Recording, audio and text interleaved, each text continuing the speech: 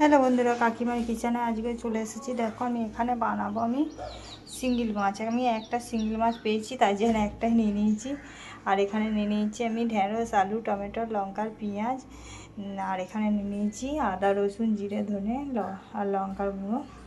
এখানে আমি সিঙ্গেল মাছ দিয়ে আলু ঢেঁড়সে রেসিপি বানাবো। তার জন্য আমি দেখো কড়াইয়ে তেল দিয়ে দিয়েছি। তেল গরম হয়ে গেছে, আমি এক এক মাছগুলো একটু ভেজে নেব।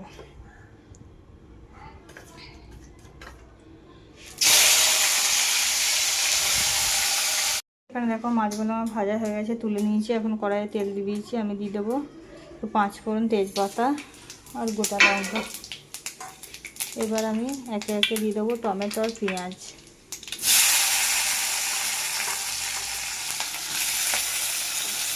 এগুলো একটু আমি ভেজে নিয়ে অ্যাড করে দেবো আমি কেটে রাখা ঢেঁড়স আর আলু।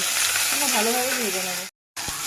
দেখো আমার এগুলো ভালোভাবে ভাজা হয়ে গেছে। এখন আমি পেস্ট করে রাখা মশলাটা অ্যাড করলাম। আর এখানে দিয়ে দিলাম আমি পরিমাণ মতো লবণ।